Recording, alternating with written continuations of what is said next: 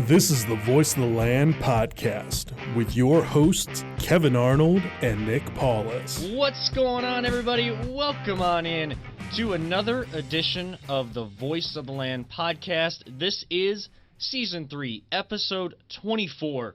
And, of course, with it being Episode 24, we would be remiss if we didn't, of course, continue to send our condolences, our prayers, and say Mamba mentality forever for Kobe Bryant, in honor of Kobe Bryant, who did pass away earlier this year. But his memory, his legacy, and all of his good work in the community lives on to this day.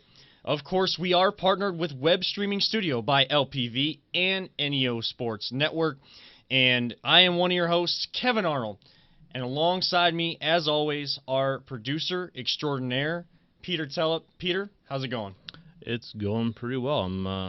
I'm kind of lost in the days. We just talked about the 4th is coming up next weekend, and driving in here this morning, I'm like, what day is it even? 'Cause it doesn't feel like it feels like the endless summer almost, because I've been home with the kids for months now, so it's going. Yeah, so that's excited. That's the best way to say 2020. I'm excited because we've got some sports news, so it's good stuff. You're wearing your Indians gear today, so we're gonna get into some MLB talk and of course NFL. There's a special documentary that will you watch? Will you won't? Will we watch? Won't we watch? It's on King James and the Decision coming up, so we're gonna get into all that, and of course we'll give our top 5 favorite sports movies of all time. Before we do all that, and before introduce the co-host of today, just want to remind everyone out there, you can follow us on Twitter and Instagram at VTL_POD. That's at VTL_pod. Find us on Facebook at Voice of the Land. Hit the like button there. We share all of our video content, all of our posts there, and as well as Instagram and Twitter. And of course, you can always find our special video clips, full show podcasts, and all the other content we try to upload video-wise to our YouTube channel at Voice of the Land Podcast. You can always follow LPV Productions and NEO Sports Network on all social media sites, Facebook, Twitter, and Instagram. And, of course, you can follow me at Kevin7. And you can follow my co-host of the day, Mike Holmgren? Or, wait, I'm sorry. It's been so long. My brother, Nick Paulus, at CLE_Paulus. He is back, everybody. He is ready. Hello. He is ready. He is raring to go. That's right. right. He's started his Bang energy drink. It's somewhere over here trying to get those. Oh, I got the Bang energy drink right here. Yeah, Sugar-free? Absolutely. we'll get into that. Sugar-free and carb-free. So nice. it is the way to go. Yeah. I knew I picked the greatest energy drink of all time, so it's right there. There was a sign, right? Oh, absolutely. Yeah, no, definitely a sign. But look at you in your, Tommy Bahama-esque shirt. That's not bad, right? I mean, what time did you roll into work? You rolling in 11:30? Just rolling in, whenever I want to, leave whenever I want to. That's kind of how it goes. Are you looking at the door already to try to leave? Oh, absolutely. Okay. Give me $40 million, I'm on my way out. So, this is my ode to Mike Holmgren shirt. So, thank you for, thanks for, holding down the fort while I've been, MIA, for a while. But, it's great to be back. Yeah, it's great to have you back. I mean, anything you want to, tell the people, express, go through, and we were kind of talking about your story beforehand. Yep. Just let the people know what's been going on, what you want to share, and absolutely, just how excited you are to be back. Yeah, I'll just be pretty brief. I mean, I'm thrilled to be back. I can't. Yeah. I'm so happy to be back in the setting, back in the good old chair here. So, I was diagnosed with diabetes last week. It was last Tuesday there for us. So. It was scary at first. I'm not gonna lie. I mean, I'm a big guy, my family, my dad's a big guy. He was diagnosed with diabetes 2 years ago. So on the outside, I'm always the person. I'm a very optimistic person. I feel like, I take things in stride. It's fine, but I'm like, Dad got it. He's 25 years older than me. I got some time. I'll slim down. I'll trim down. I actually got a personal trainer, month and a half ago.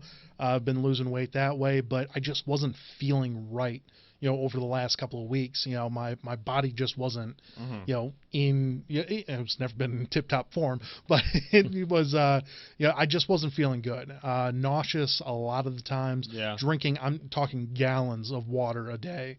And going to the bathroom, like every hour on the hour. Wow. So yeah, it was definitely a scary thing. I wasn't sure if I had diabetes or something that could have been worse. I wasn't 100% sure about that. So just for everyone out there, if you don't feel good, go see your doctor. Like that's the biggest thing. I was actually supposed to have my doctor's appointment yesterday. It was the 26th. It was originally scheduled for. I was supposed to go down to Florida, all of that fun stuff. But I bumped it up, as soon as I could because I just wasn't feeling good. I'm thankful that I did because who knows what could have happened down in Florida. I could have went down there. Something terrible could have happened. I would have been 1,800 miles away from, family and friends. Right. So I am thankful. Definitely go see your doctor if something's not feeling right. Once again, diagnosed with diabetes. It was a very scary moment for me because I wasn't sure what to expect or anything like that. I know millions of people have this, right. but millions of people die from this as well, because it's uncontrolled and people don't realize what you have to do in order to do this. And it's a game changer, for me. So complete diet overhaul. I've already lost like 5 pounds, which is good. It's so I got to keep going from there. Got to keep working out, keep walking. That's the biggest thing. Yeah. Is doing that. Healthy lifestyle. Portion control is a huge thing. And stay away from carbs and sugars, and that's the biggest thing. Switching to a couple of different things. If I want to pop or anything like that, soda or whatever, whatever people want. Whatever people want to say out there. We'll say it's soda pop. So soda pop. There we go. But instead of going with a Coke, do a Diet Coke or like a Coke Zero. I mean, like it doesn't taste that much different, and it's still really good. But I try to avoid that stuff, but sticking with a lot of meats and veggies is the biggest thing, switching to that. And then doing some fruit, don't go crazy with the fruit because that has a lot of natural sugars that don't always go along with everything. But everything's going really well now. And I think I got it under control. My lowest is 87. Since I've been back, and I mean that was from 480 to 87 in a week's time frame. Wow. Which is phenomenal, and a lot of people have been telling me that that's awesome. And now I have people, because I've been doing my journey on Twitter, Facebook, and Instagram. So if you want, go out there, CLE_Paulus, and follow me on my journey. And I've actually helped out a couple of people so far, asking me what I've done different, and it's been awesome all the way through so far. Yeah, and if anybody has any more tips for Paulus, absolutely, because this is listening. I love to learn. So the biggest theme of 2020 is not just that it's going, as Peter said and so eloquently said, but it's also about educating yourself and when it comes to living a healthy lifestyle, 80 to 90% of that comes down to diet and what you're doing there. I mean, that's the biggest piece of it. People think that if they just go to the gym and they start working out, you keep eating the same things that you're eating. The same crap. You're not gonna lose weight. B, it's not beneficial any way. Like, and I know what's good and what's not good, and that's my biggest thing. I keep telling my wife Kelly that this is a little bit easier than I thought it was going to be. And I'm not saying that to be like some D-bag that's like, oh, this is so easy, anyone could do this. But it's one of those things where it's like, what's healthy. Don't go to McDonald's and get a quarter pounder with cheese and a large Coke with fries. Don't do that. Get something healthier. If you want to do fast food, go to like Subway and get a salad. Is it as tasty? Probably not. But I mean, there's a lot of really good combinations out there. We found this. It's G. Hughes Italian dressing. It's fat-free. It's like sugar-free, fat-free. It is the best Italian dressing I've ever had. And just pour a little bit on the salad, eat it up. Eat it right up. It's phenomenal. And apparently, it has a barbecue sauce that is hands down the best thing ever. So I can't wait to try that as well. Yeah, we all have our cheat days as well, and especially if Sure. you're like really into the working out and the diet thing. But we all can't be like The Rock, where we can go even just that one day where you have these two massive pieces Right. of artisan bread French toast that he's been doing on live. He's been doing like cheat days live on Instagram, and the one day like he just brings out this plate and the bread is like I've seen him eat like 20 pancakes. Yeah, and I'm like, damn, dude, like I wish I was there. Yeah, or even guys that work out a lot and like the amount of like meat and bacon and stuff that they're eating. Like one of the guys in WWE that I follow, his stage name or his character name is Braun Strowman, but he's Adam Shear on Instagram. Okay. And he's always sharing on his story like what he's going to eat at these restaurants, and he's going to like steakhouses, and he's got like 3 different plates of steak, and he's got the bacon, and if he goes to breakfast, he's got steak, eggs, bacon, pancake, and he's like, I need to eat all this, or he's got like the healthy, muscle man type meals that he's promoting as well. But he's like eating so much because he's trying to like he's trying to put on. But if you're trying to lose weight or trying to tone, you need to back off some of those things. And absolutely, maybe once a month or every couple months, maybe that quarter pounder with cheese from McDonald's. But it's in moderation, and I think that's what people don't always realize is if you can do it in moderation, it's okay. Absolutely. I mean, you're 100% right. Kelly, last night we had this sugar-free, it's like a trifle sort of thing that she made. Did she make it right, or did she make it like Rachel from Friends? We joked, no meat or carrots were in it. No, we were all good there. It was phenomenal. It was such a great dessert and sugar-free. Has some carbs in it, which like whenever I took my sugar yesterday, I was at like 100 and I was at 107, I believe.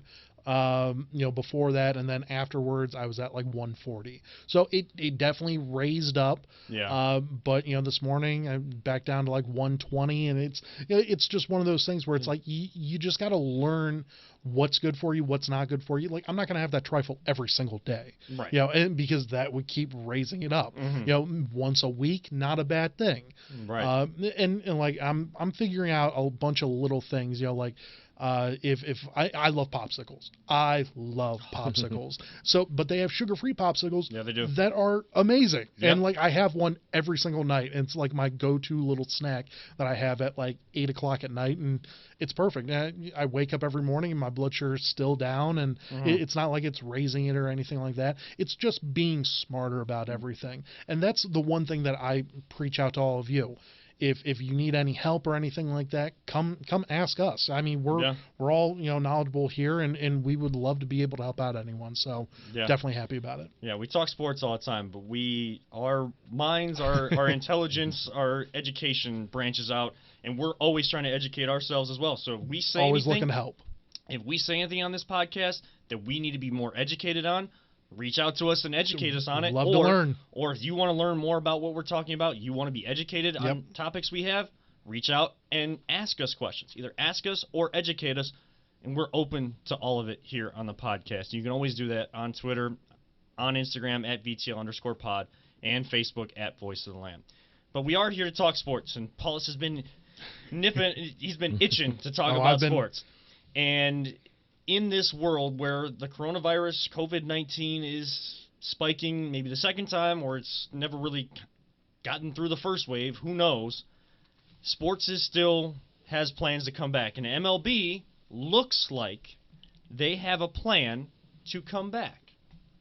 And it looks like there's going to be a 60-game season, and you're really only going to play in your division and the cross-division in the national or the opposite league. So American League playing National League, and of course a universal DH, and playing your home ballpark. Thank God. Spring training in home ballpark starting July 1st. And of course there have been some teams that have had players, even the Indians.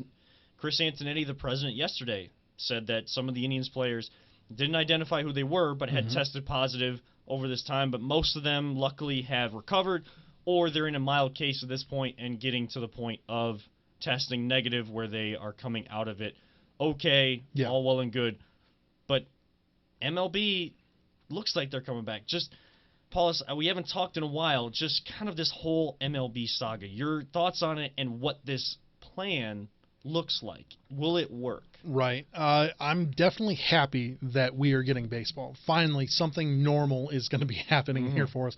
Is it a 60-game year and it's going to be weird that sort of way? Yeah, but I mean, what wouldn't it be? In 2020, everything's thrown off. Right. So why not do a 60-game MLB season? I look at it as a positive for the Indians because what's our greatest strength on this team? Pitching. So we're not going to have to pitch as many, we don't have to worry about Clev going out and throwing 200 innings before the postseason. So he's going to be technically, he should be fresher. My only concern is with like our lineup, like Jose Ramirez. Is he going to be hot again or is he going to be cold again?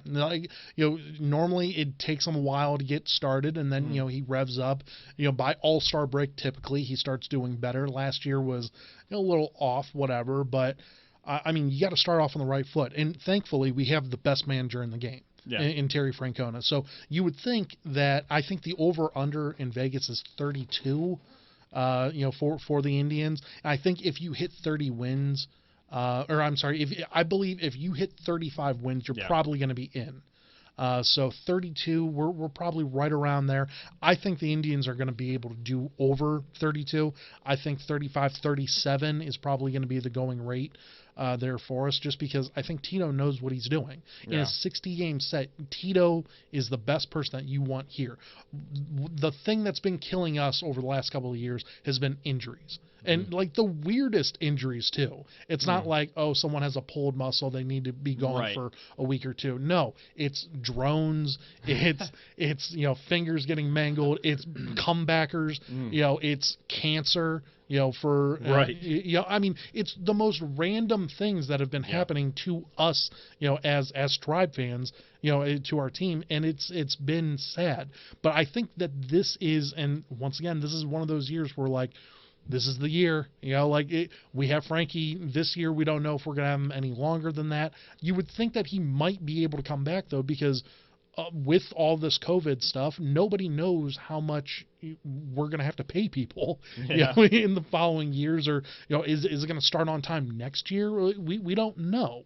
We don't know any of this stuff, so it might give us an advantage to re-sign him to maybe another 1 or 2 year deal, a shorter deal until COVID goes away, technically, fingers crossed, and kind of go from there. But I think this year, this 60-game year, is a very good sign for the Indians. I think that they could win it all, and if they do win it all, I'm going to say that the World Series title counts, and 74-year drought would be over at that point in time. I was going to ask you, as we got into this conversation, I was going to get Peter's thoughts on this too. If the Indians were to win the World Series and that drought counts, does it count in your mind, or because everyone's on the same page, but it's a weird, and once again, it's a weird year. But you know what? It would count if you win the last game, of the season. It should count for something.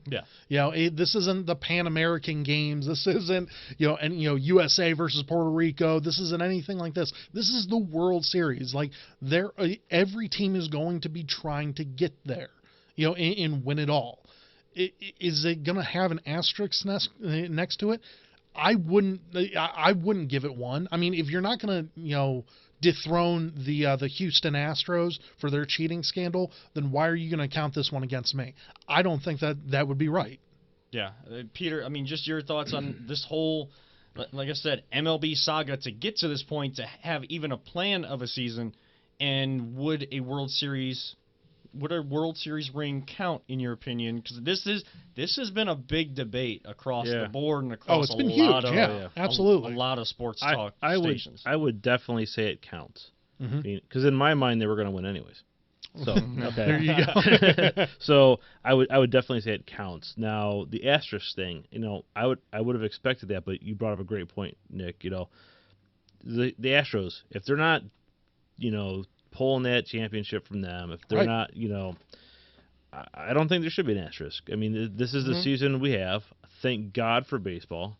I mean, it's been weird because there have been times I've been out here helping my buddy with the store, and I drive home at night and I drive past the Jake, because it is the Jake.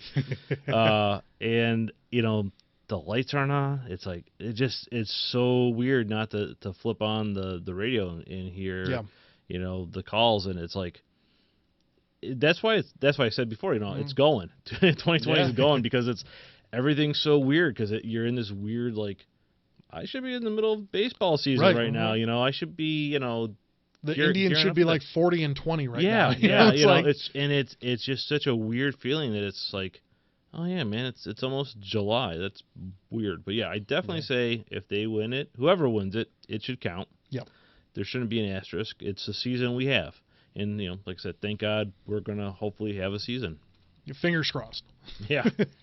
This whole MLB storyline and off-season debate or I guess bargaining agreements, lack thereof, whatever you want to call this whole saga that's been going on with MLB has been so frustrating because I love baseball. We love baseball. And yeah, next weekend, we're recording on June 27th, a Saturday.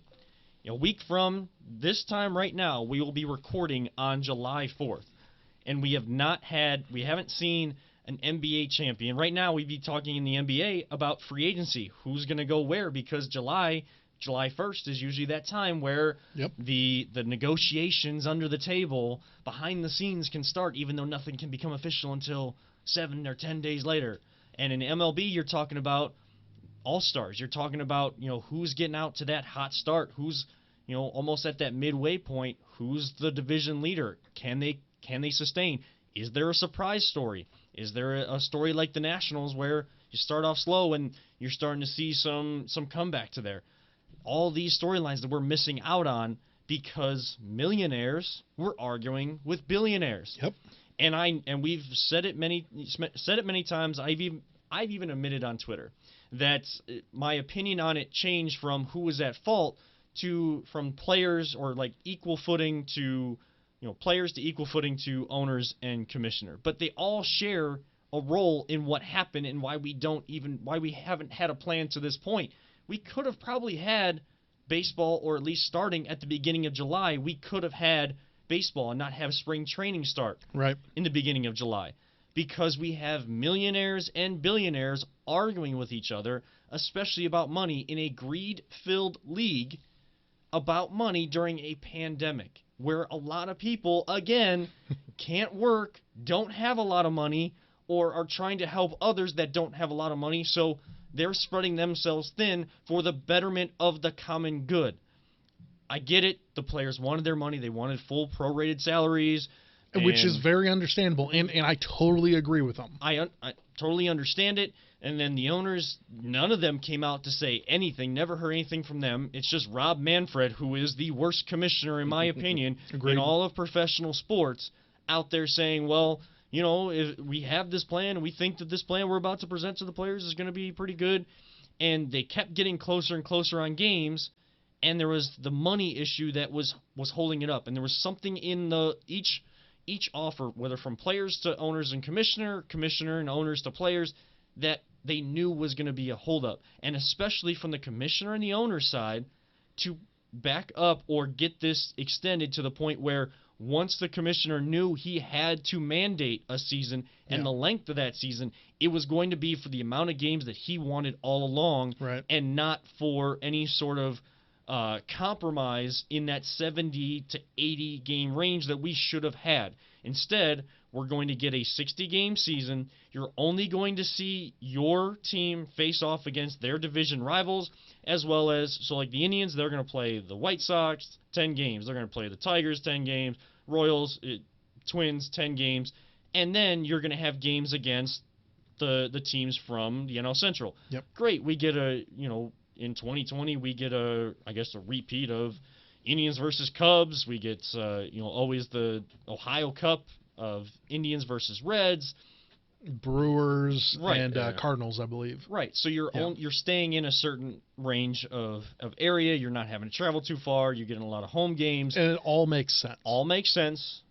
may or may not have fans depending on where states are at, or I'm sure there's going to be fans even if they can't go in.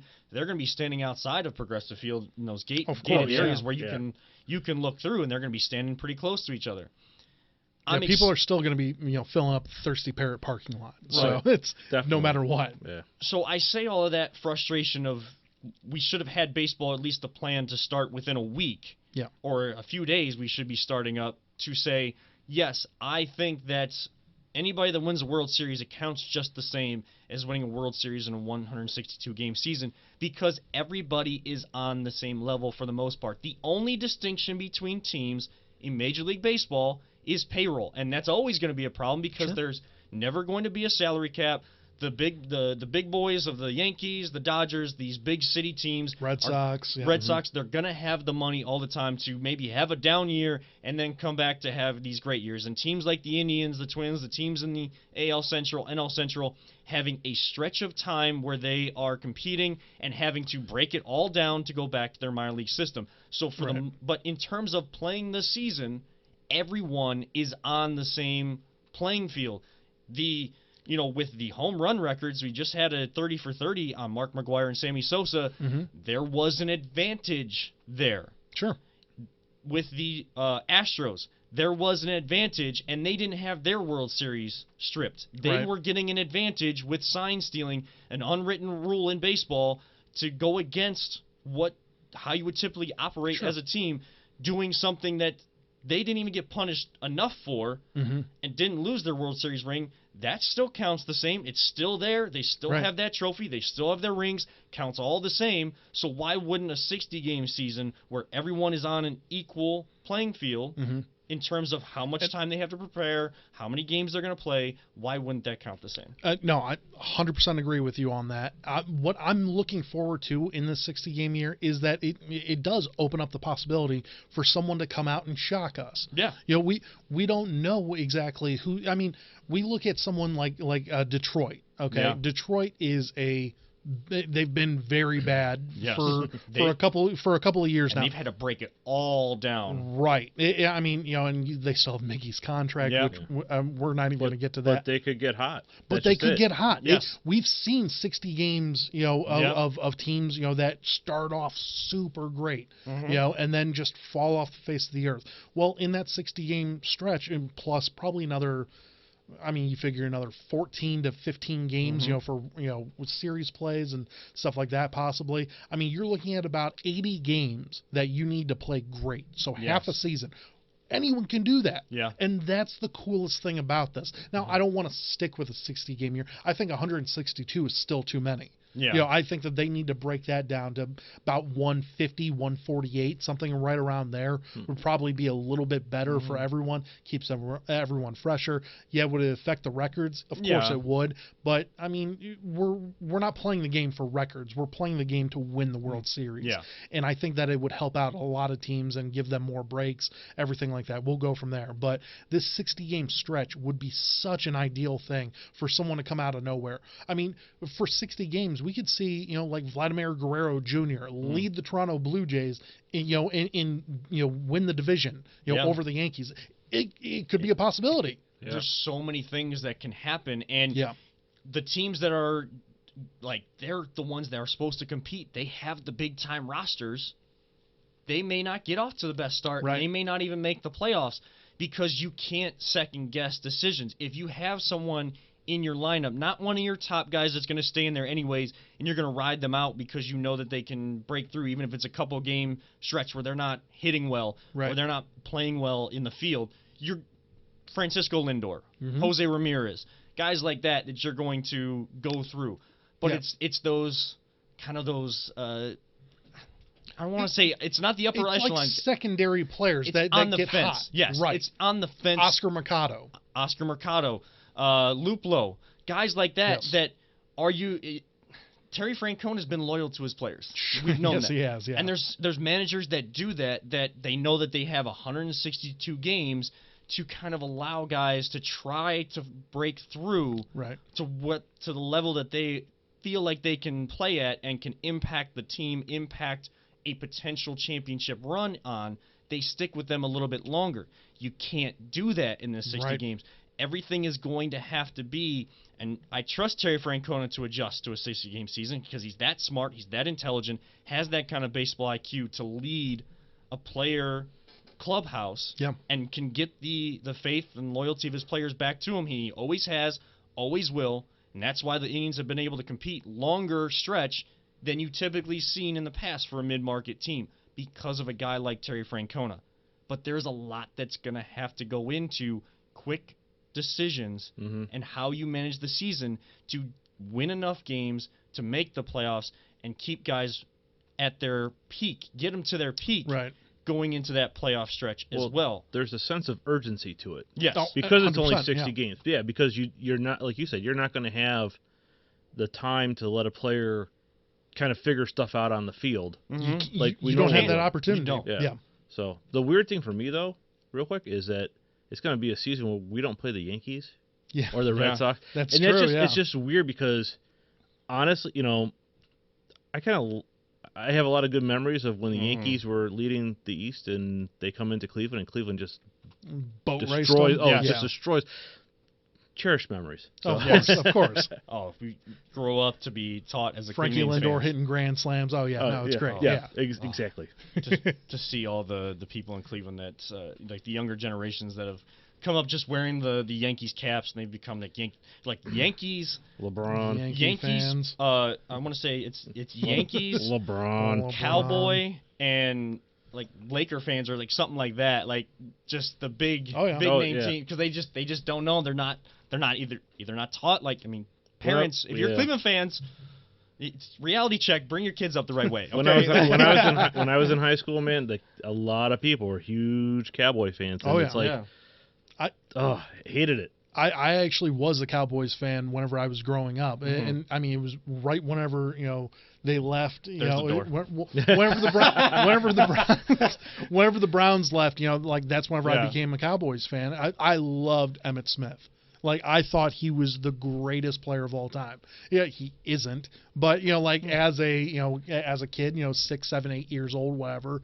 I mean, I just was I loved watching Emmitt Smith behind that massive offensive line that they had, with the Dallas Cowboys back in the day. So, well, that's a nice story. Yeah. Holmgren, there's the door. Right. See you later. I'm just kidding. But speaking of NFL though, and you see that the Browns, Kevin Stefanski, Andrew Berry, I mean, they've been doing so many good things for the community, and they have a new initiative to kind of help people get educated, learn, and get involved in community activism for social justice, in favor of social justice. They've been at the forefront of that. But they've also been out front, very open and honest about how they've had to operate in this virtual off season. And especially with a new coach coming in, new staff, new front office, and trying to get a team that had so much talent and still has that talent going into 2020, underachieved greatly last year, trying to get them all in the right position to have success and impact this team this year in a very unique fashion as all other NFL teams have to, but don't have the same advantage of, well, this is our system, this is what we do, we already know, like once we get in the field for training camp, we can start up. These guys have not been able to really be together for all these teams with new coaches to get that going. And the NFL has been pretty straightforward on their schedule. They haven't really kind of steered away from it at all, I'd say. They've been on track so far. Yes. As of right now, everything's been on track. Until this past week, the last couple days, where you see the Hall of Fame game get canceled and the Hall of Fame ceremony get pushed back to 2021, where one day, and I think they were supposed to have 2 days of ceremonies this year anyways, because you're supposed to have traditional class, and then the centennial class, the 100-year anniversary of the NFL, you were supposed to have that centennial class coming in. I think next year they're going to have one big day for 2020, one big day for 2021, and having to push that back. So if the NFL, and that's in August, if the NFL is having to do that, especially with everything starting to spike again, and you look at the MLB trying to start their season, NBA trying to go into a bubble, should we be concerned about sports actually starting up and being able to happen? Does this give you cause for concern about the NFL at all, having to delay their season, seeing this game do that? Because Stefanski even just said this week, OBJ's 100%. Yeah. Jarvis is on the right track. You want to be talking right now, what kind of bounce back year can Baker have? What kind of impact can OBJ or Jarvis have in this type of system, or the running backs in this rushing scheme, this blocking scheme that Stefanski's going to do? Yeah. But we can't, and especially now, we see the first cancellation. Yeah. Should we be concerned? I think that we should be a little concerned. I don't want to be overly optimistic and say, no, don't worry about it. This is nothing, because we've seen this. You know, we've seen the NBA, not cancel their season, but postpone everything 4 months. Yes. So I mean, MLB hasn't even started a game yet. Like we're just starting to see like soccer, come back in Europe. But it's a different game over here in America because people are stupid and want to go out and party all the time and do stupid things. Like Clemson. Clemson has 37 confirmed cases. Yes. Just with their football team. Not alone. I mean, there's other sports out there that I'm sure they've all been tested and come back and everything like that. But it is a different game over here in America because honestly, we're just not that smart whenever it comes to things like this. But I think that we should be a little concerned, about sports starting on time. If you would have asked me a month ago, I would have been like, no, don't worry about it. NFL will start on time. This will be all over. I am a little bit more concerned about it now. However, I am trying to look at it from the standpoint of what are we going to do whenever it does get started. And I think that, they're going to be cutting down, I believe, on preseason games. I think that it was originally scheduled for 4. I don't know if that's been cut down to 2 or not as of yet. Not yet. Not but that I've seen.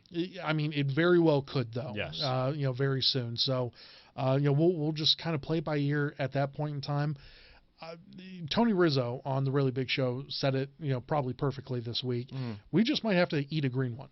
This year. I mean, 2020 just might be that year where we don't get anything. And that would be a damn shame because I think the Browns are in prime position to make a playoff run. And now that just waits another year. And that would suck. I would hate that to happen because, I mean, we're sports fans. We really want to see all of this stuff go down. But once again, we have to be smart. We have to be a lot smarter. So quit going out, start wearing your masks, do everything that you have to do at that point in time, and let's get this party rolling at that point in time. But as of right now, I think that there is cause for concern. With how the NFL season looks right now, and hopefully we can just get sports going and hopefully it rolls and we find a cure for this. So yeah. Do we have any copywriting things or licensures? I don't believe so, no. Riz kind of pulled a page out of our book, like that reality check. That's true, yeah. That's true, yeah. I'm just kidding. He's been in he's the been business in the radio for 40 years. Right.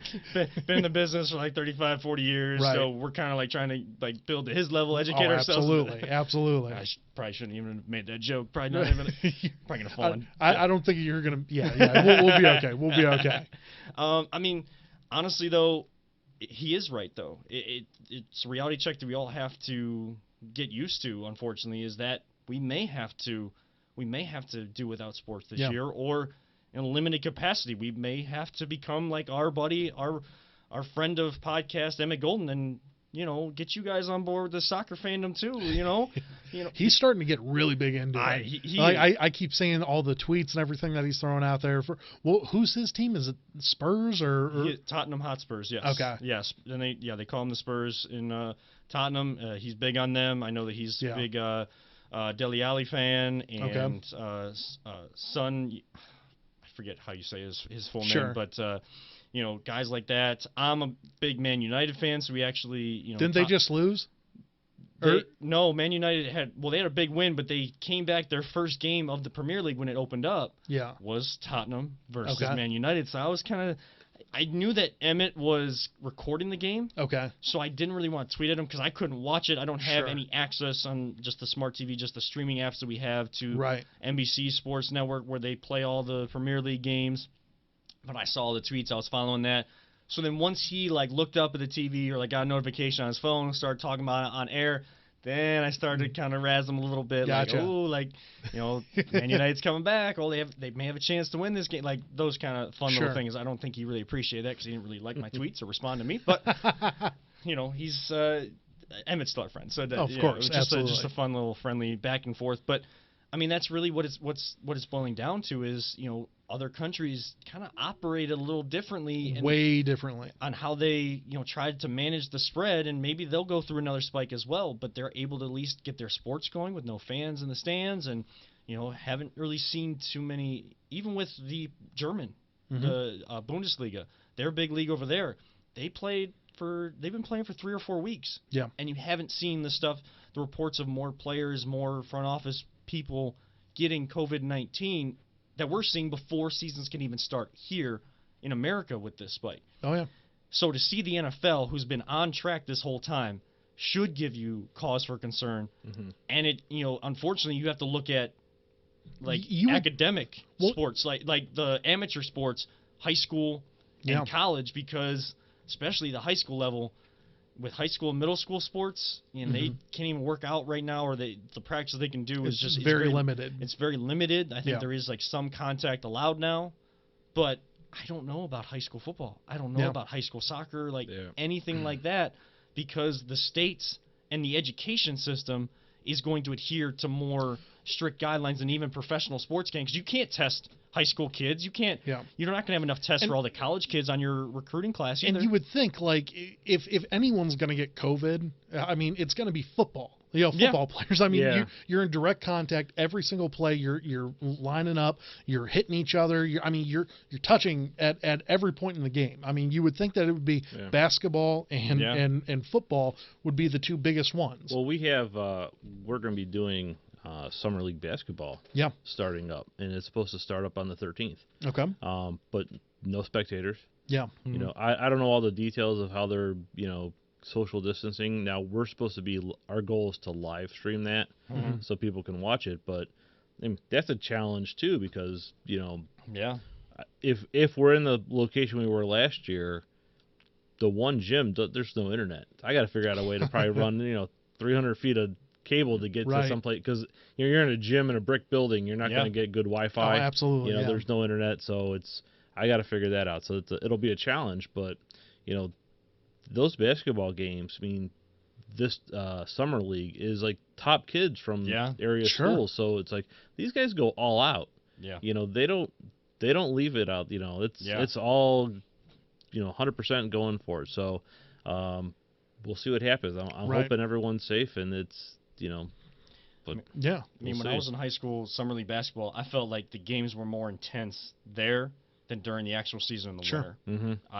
I honestly felt that way, just playing, even just in a general summer league. At Euclid High School, we had Wycliffe would play our summer league games there against some local teams. I think even St. Ignatius had guys there, and Mentor, and it was like a big group, and there's a lot of guys that were probably being recruited there.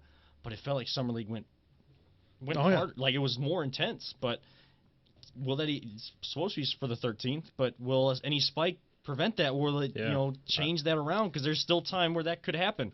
It's just you have to be cautious. And I know we're not going to get in the whole debate on wearing a mask, not wearing them, because I know that there's states that are mandating it, and then they're also letting people that out of prisons that to try to reduce the spread. But then I think in Washington or in Seattle, you can actually go to jail if you're not wearing a mask in public. So which doesn't make any sense.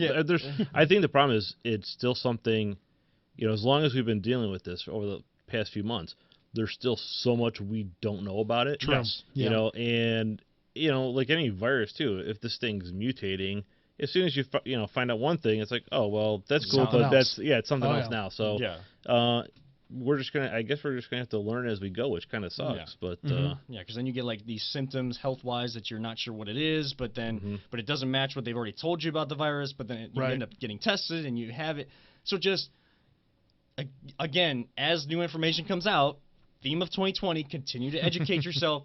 Be smart. You don't have, if there's certain guidelines you don't agree with, it's not that you have to adhere to all of them, especially if they're not mandatory.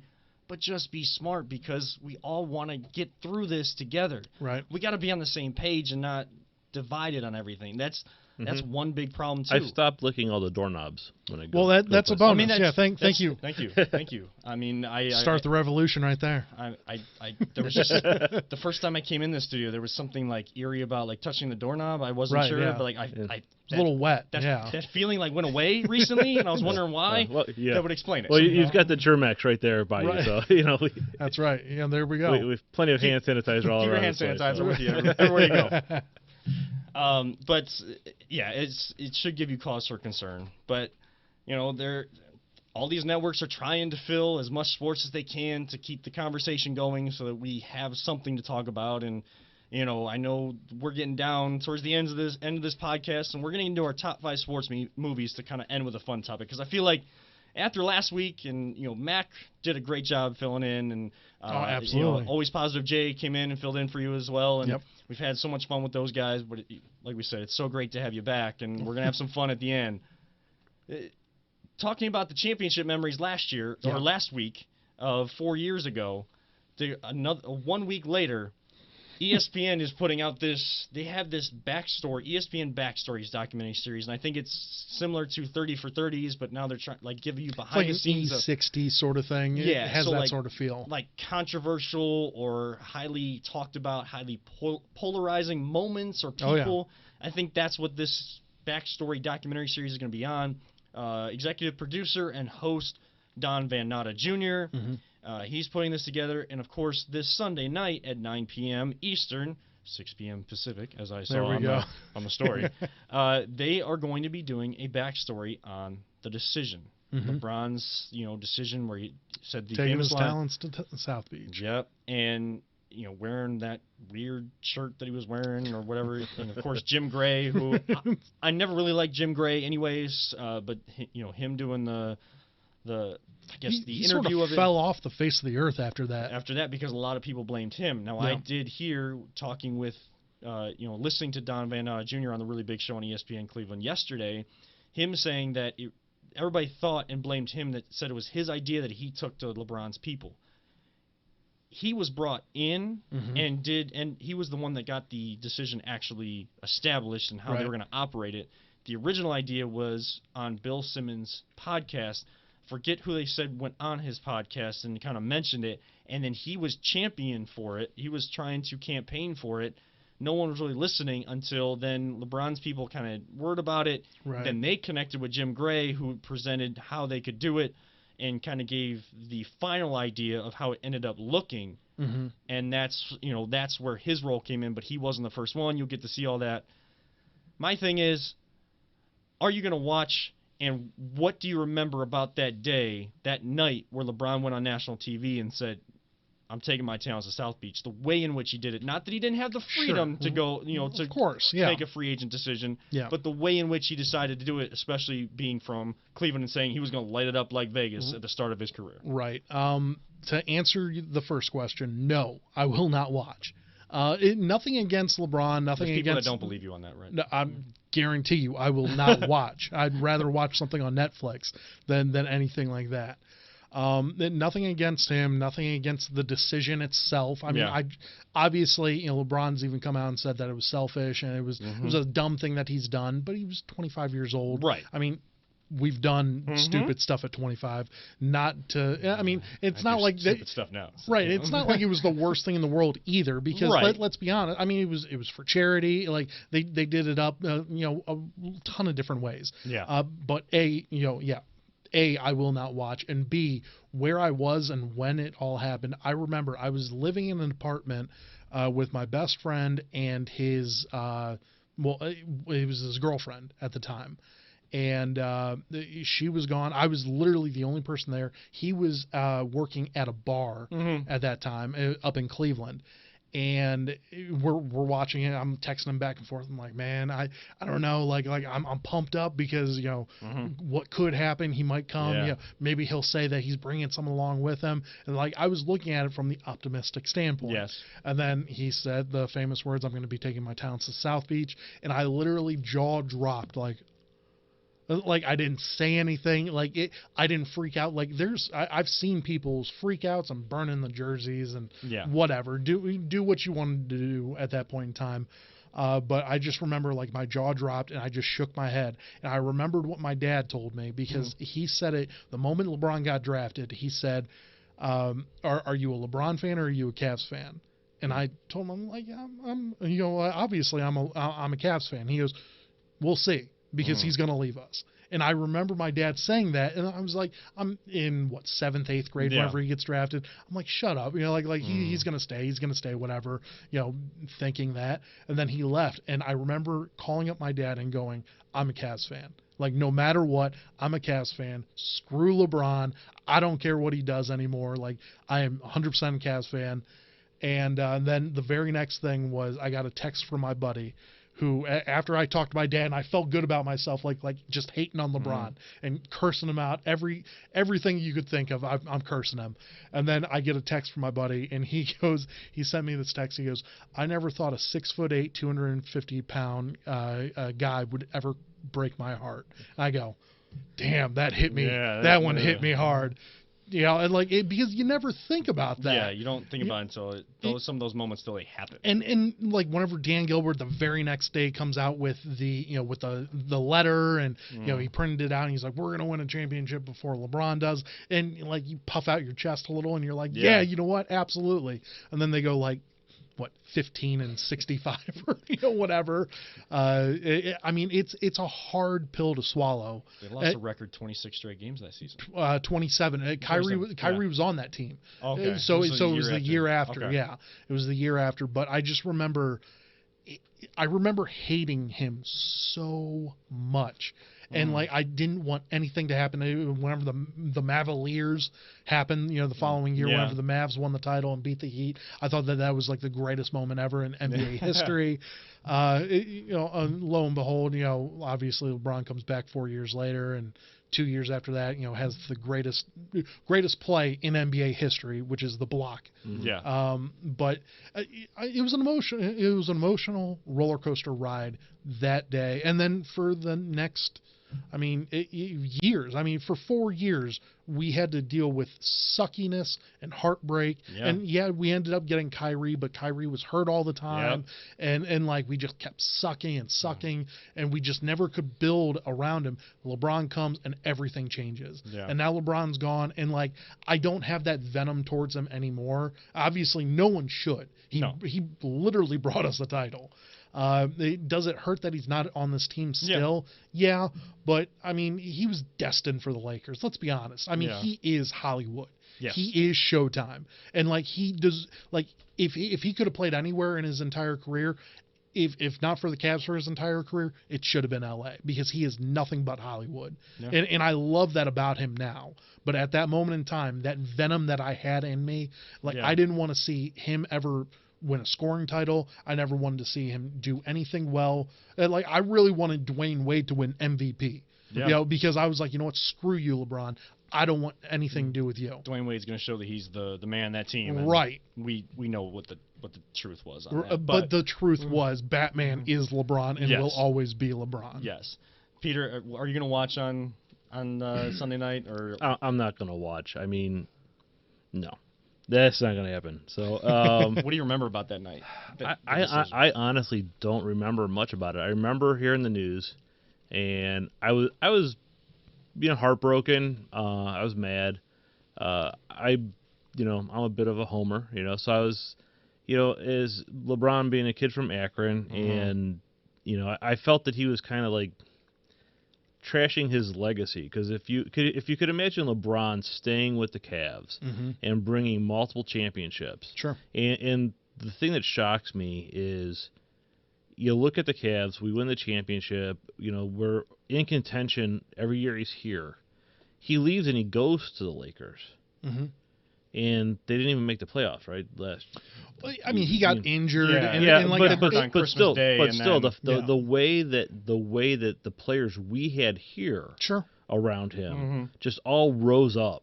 That he did that with players that you're like, yeah, they're good players, but you go to a team that's loaded. But I mean, he was making Brandon Ingram look good. Yeah, I mean, yeah. right. I mean, he made Lonzo Ball actually look pretty good. I mean, it's one of those things. But I mean, he did get injured Christmas Day on the day that the NBA season really starts. Really, right? True. and I mean, and they were in the hunt. I think they were like 4th or 5th whenever he got injured. I mean, I think he would have made the playoffs last year had he been completely healthy.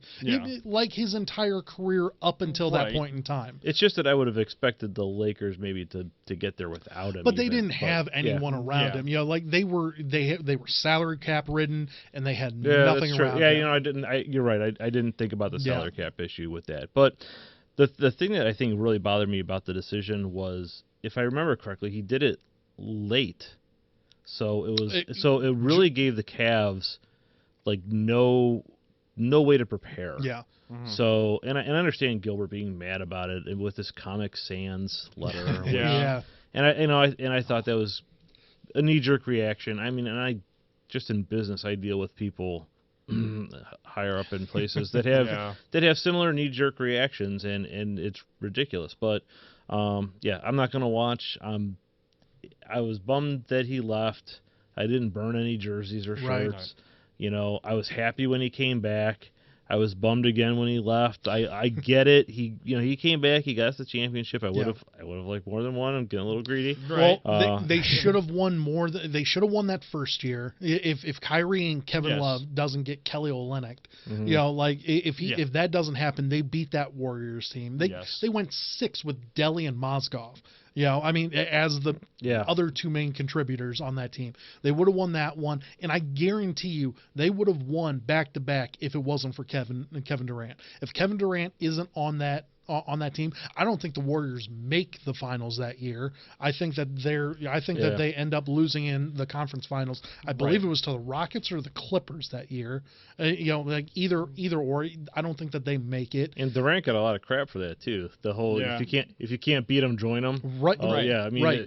Now, anyone that has a great season or anything like that, you always see the Kevin Durant, like, I'm joining whoever. And I love that meme. That is the greatest meme ever. That Players Tribune thing. I mean, I would have more respect for what the Warriors were building because they did it all through the draft. And, that first year, right. After 40 years of having a great fan base out there in the Bay Area and, not doing anything, and you got these 3 guys to the draft, you're able to build this system. You go from Mark Jackson to Steve Kerr, who takes them to that next level in how they can move the ball, what they did to change the NBA.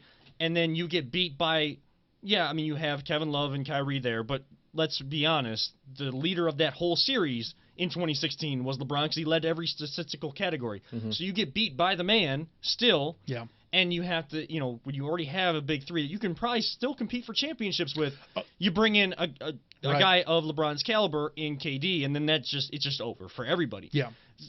That to the side. If you think you can watch this thing on Sunday night, power to you. I'm not going to tell you not to watch. Sure. I'm just saying I'm not watching.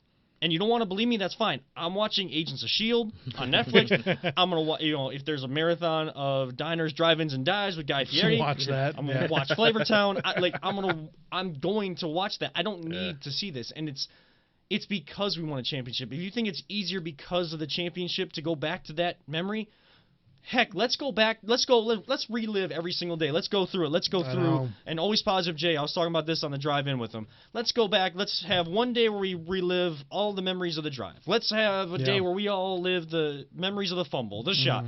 Just have one day set aside for all the pain that we've had to go through. Sure.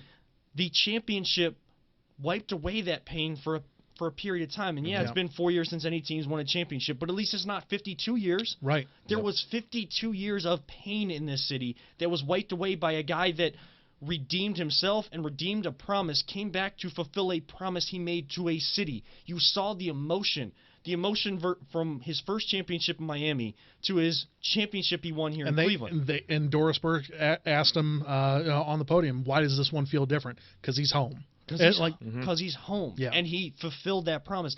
That weight, you could just see that weight lifted off his shoulder. He hated the decision he hated making the decision to do the decision, and you've seen that transition throughout these years. I don't need a documentary to show Cleveland in a bad light again, because you know the focus is going to be on people burning their jerseys. Oh, 100%. You Absolutely. Want to know what I did with my jerseys? I think I've said this before, but you want to know what I did? That night, the pain just hit me because I was a big LeBron fan. Sure. I started hearing about him in 4th and 5th grade, sophomore, junior in high school, and then he gets drafted by Cleveland. Like every game day in 7th and 8th grade in middle school, people probably didn't like me very much, or they thought I was weird, but I was wearing a LeBron jersey. I had 7 different LeBron jerseys, not just because he was my favorite player, but he was my role model. He was the guy I looked up to. So then the year after, graduating high school, and I'm understanding sports even more and the behind-the-scenes element to it, and to see a guy that's from this town go on national TV and make the decision the way he did, I was heartbroken. Sure. But I took every LeBron T-shirt, and I took every LeBron jersey, and I folded them up nicely, put them in one of my boxes of all my sports memorabilia. Yeah. I put it up in the attic. When I moved out of the house, still can't find this stinking box. I got 7 LeBron jerseys somewhere. I hid them so well on myself, but I wasn't going to burn them. And there was only a few people that did that, but it was so widely spread, and the information on that it puts a bad light on the city of Cleveland. I don't need to go through that again, because we know what this city means. We know what this city is capable of. We know what that championship meant to us, meant to LeBron. I don't need to go back. 2010 me is saying, rest assured you better not watch that. Right. Because that 2010 version of me is still in pain from that. Oh, 2020 me is saying, guess what? They won a championship. You don't need the behind-the-scenes story on that. I can research. I can read like a short synopsis on the documentary. Yeah. Get some of the behind-the-scenes information, maybe on how LeBron felt with the reaction that came back to him. Yeah. I can read all that. I don't need to sit there for an hour or 2 hours to relive this. And if you don't believe me, I don't care. Right. I'm not watching. You want to watch? By all means. Yep. 9 p.m. Eastern, 6 p.m. Pacific, ESPN. Watch the documentary if you want to watch. If you don't, find something else, because I'm sure there's plenty of other things to binge watch. 21-year-old me probably would have watched it. Would have watched it again just to I don't know, like relive it somehow. 2015 me would have.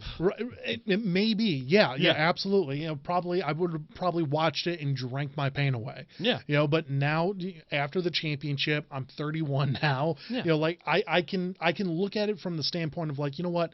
I've seen this before. I don't need to watch it again. I'm good. Yeah. And like maybe that's a little like soul cleansing moment where I'm like, you know what? I don't need to watch this. Like I am starved for sports, but I am not dying for that. Yeah. So I need sports. Right. I don't need it that bad. Right. I'm not to that point yet. Luckily, over the last few months, I'm not. Thankfully, not that bad. Yeah. But I'm also a soccer fan, so I've gotten to you scratch got the itch taste, a little bit. Yeah. I got you got a little taste. Yeah. Just trying to fill the void any way I can. Now, I don't know how much time we have left in the podcast. I know we talked about doing our top 5 favorite movies, and I have an idea for you guys. I think we're going to end the podcast right here, but we're going to keep going, and we're going to talk our top 5 favorite movies and make that a YouTube clip. So if you want to know our top 5 favorite movies, head on over to our YouTube channel. It'll be up some point this week at Voice of the Land Podcast, and you will get a taste of some of our top 5 sports movies of all time. Like I said, we're going to keep going, but the podcast, Season 3, Episode 24, is going to come to an end right here. And a little tease for you, because we're trying to add some more additional content that you may only be able to access certain ways. So trying to get people used to it, trying to tease a tease, I guess you may say, in the business. So for Nick Paulus, who we are honored and thrilled to have back on the podcast, and continued prayers and well wishes out to you. And keep that game going on, keep the fight going on. Anything you need, let us know. Anything that anybody else has, any advice they have for Paulus, perfect, or any questions you may have in terms of diabetes, or anything else you want to educate yourself on or educate us on, reach out to us at VTL_pod on Twitter and Instagram, and Voice of the Land on Facebook. So for my brother Nick Paulus and our producer extraordinaire Peter Tell, thank you for all the work that you do behind the scenes. I am Kevin Arnold, telling all of you sports fans, don't let anyone ever tell you it's just a game. And to everyone out there, frontline workers, everyone that listens, anyone dealing with COVID-19 or fighting for social justice. We love you all 3,000. We truly mean that. And we will see you next week for a special July 4th edition of the Voice of the Land podcast. Till then, see ya.